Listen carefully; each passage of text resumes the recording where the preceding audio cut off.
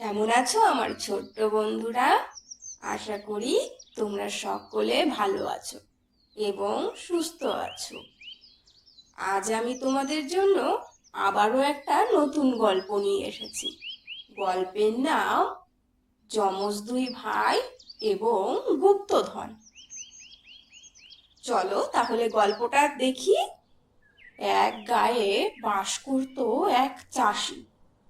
চাষির দুটি যমজ ছেলে হয়। ছেলেদের নাম রাখে চাষি সোনু ও মনু। সোনু ছিল খুবই বুদ্ধিমান আর মনু ছিল দুর্বুদ্ধি সম্পন্ন। সোনু খুবই সৎ ব্যক্তি ছিল আর মনু ছিল ঠিক ততটাই অসৎ। সোনু কারোর কষ্ট দেখলে তাকে সাহায্য করতে এগিয়ে যেত, আর মনু অন্যদের কষ্ট বাড়িয়ে তুলত। এই জন্য গায়ের লোকে সোনুকে খুবই ভালোবাসতো, আর মনুকে তারা পছন্দ করতো না। ওই গ্রামে একটি ভাঙা পুরনো মন্দির ছিল। গায়ের লোকে বলতো ওই গ্রামে নাকি ওই পুরনো মন্দিরের নিচে গুপ্তধন আছে, কিন্তু ভয়ে সেখানে কেউ যেত না, কারণ ওর চারপাশে অনেক বড় বড় সাপ ভর্তি ছিল। বিষধর সাপ, এক ছোবলেই মানুষের প্রাণ চলে যাবে এমন সাপ। কিন্তু মনু যেহেতু দুর্বুদ্ধি সম্পন্ন আর লোভী, তার মনের মধ্যে লালসা তৈরি হলো সেই গুপ্তধনের। এর জন্য সে ঠিক করলো তার গুপ্তধন লাগবেই, যে কোনো কারণেই হোক না কেন। এই না ভেবে সে দূর গায়ে এক তান্ত্রিকের কাছে গেল। তান্ত্রিককে গিয়ে অনেক অর্থ দিয়ে সে বলল তাকে ওই গুপ্তধন পেতে সাহায্য করতে। তান্ত্রিক তার তন্ত্র সাধনার বলে একটি আয়না ঠিকই তৈরি করে দিল, যার সাহায্যে মনু ওই গুপ্তধন দেখতে পারে। মনু তো বেজায় খুশি হয়ে গেল। সে আসলো সেই পুরনো মন্দিরের কাছে। এসে সে ওই আয়নাটাই দেখতে লাগলো গুপ্তধন কোথায় আছে। আয়নায় যেই না দেখলো, অমনি মনু সেই জায়গায় গর্ত খুঁজতে শুরু করলো। যেহেতু মনুর কাছে জাদু আয়না আছে, তন্ত্রশীল আয়না আছে, সেই কারণে সাপেরা তার কাছে আসছিল না তখন। কিন্তু গর্ত খুঁড়তে খুঁড়তে যখনই না সে ওই গুপ্তধনের কাছাকাছি যায়, তখনই যেন গুপ্তধনটা সরে যায়। এই কারণে মনু আর গুপ্তধনটা নিতে পারছিল না। কি করবে সে ভেবেই পাচ্ছে না। সারা দিন সে গর্ত খুঁজতে থাকলো, কিন্তু গুপ্তধন সে হাতের নাগালে পেল না। এদিকে সন্ধ্যাও হয়ে এলো। সে ভাবলো থাক, আজ বরং চলেই যায়। এই গুপ্তধন বোধহয় আমি আর পাবো না, এই ভেবে সে বাড়ি চলে আসলো। বাড়ি ঠিকই আসলো, কিন্তু রাতে তার ঘুম হলো না। সে শুধুই ভাবতে থাকলো গুপ্তধনটা কি করে পাওয়া যায়। এই না ভাবতে ভাবতে সে ভাবলো আমি কাল আবার যাব। এইবার সকাল হলো পরদিন সকালে মনু খুব তাড়াতাড়ি ভোরে উঠে সে আয়নাটাকে হাতে নিয়ে গুপ্তধনটা দেখার চেষ্টা করলো, কিন্তু দেখতে পেল গুপ্তধনটা একটি পুকুরের মধ্যে পড়ে আছে। কিন্তু সেই পুকুরে থাকতো এক রাক্ষস। এটা কিন্তু মনু জানতো।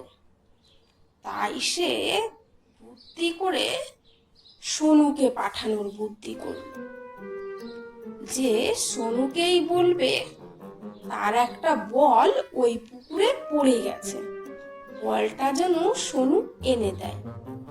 সে সেই মতো সোনুকে গিয়ে বলল, দাদা, আমার না একটা বল ওই পুকুরে পড়ে গেছে, তুমি আমাকে একটু এনে দেবে?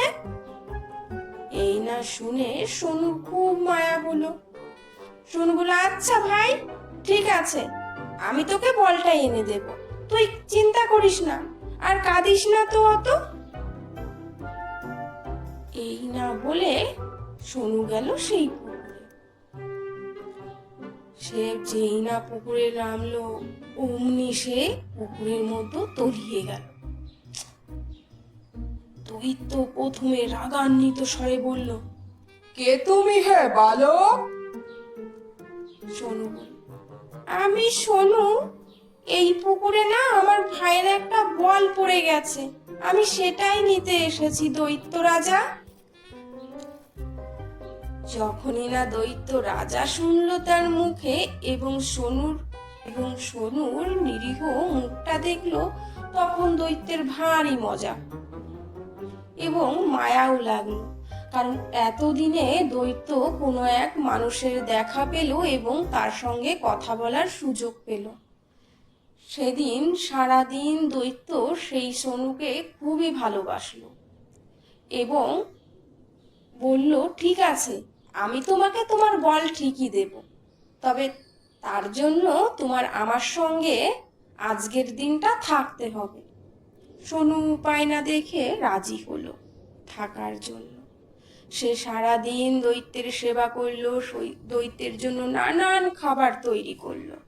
দৈত্য তো বেজায় খুশি। দৈত্য ঠিকই জানতো ওই পুকুরে কোনো বলই নেই, কিন্তু দৈত্য বুঝতে পারতো কে সত্যি বলছে আর কে মিথ্যা বলছে। তখন দৈত্য বুদ্ধি করে পরদিন একটা বড় বল দিল। বলল, সোনু, এটা তুমি বাড়িতে গিয়েই খুলবে, পথে কোথাও খুলো না জানো। বলে দৈত্য তার ইয়া বড় একটা হাতের উপর সোনুকে তুলে পুকুরের পাড়ে তুলে দিল। ওই বলটা নিয়ে সোনু বাড়ি আসলো। বাড়ি আসার পর তার বাবাকে বলল, বাবা দেখো না, ওই পুকুরে ভাইয়ের একটা বল পড়ে গেছিল, তার বদলে দৈত্য আমাকে এই বলটা দিয়েছে। বাবা তো অত বড় বল দেখে চমকে গেল। এ কি, এটা তো সোনার বল, তুমি কোথায় পেলে? সে বলল, বাবা, ওই পুকুরটায়। তখন তার বাবা সোনুকে বলল, আর কখনো যেও না ওই পুকুরে, থাক, আমরা অনেক পেয়েছি, আমাদের আর কিছুর দরকার নেই। এই সব ঘটনাই কিন্তু দরজার পাশ থেকে মনু দেখছিল। মনু যেই না দেখলো তার দাদা এত বড় একটা বল এনেছে, তারও খুব লোভ হলো। সে লোভ করে গেল সেই পুকুরে গিয়ে দিল ঝাঁপ। যেই না ঝাঁপ দিল, সেই দৈত্যের কাছে আবার গিয়ে পৌঁছালো। এইবার দৈত্য আবার জিজ্ঞাসা করলো মনুকে, কি করতে এসেছো এখানে? মনু মিথ্যা কথা বলল, আমার একটা ফলের ঝুড়ি হারিয়ে গেছে, আমি সেই ঝুড়িটা খুঁজতে এসেছি। কিন্তু দৈত্য তার মিথ্যা কথাই তো বুঝে গেল। যেই না বুঝে গেল, তখন দৈত্য তাকে একটা ঝুড়ি ভর্তি ফল দিল। তখন বলল, দেখো তো, এটা তোমার ঝুড়ি কিনা? মনু বলল, না, আমার ঝুড়িটা ফলের হলেও তাতে অনেক সোনাদানা ছিল, ফলটা উপরে ছিল মাত্র, কিন্তু নিচেই অনেক সোনাদানা ছিল। দৈত্য তখন রেগে গিয়ে সোনুর ঘাড় মোটকে মেরে তাকে ওই পুকুরেই রেখে দিল। এভাবে গল্পটার সমাপ্তি ঘটল। কি ছোট্ট বন্ধুরা, তোমাদের গল্পটা ভালো লেগেছে?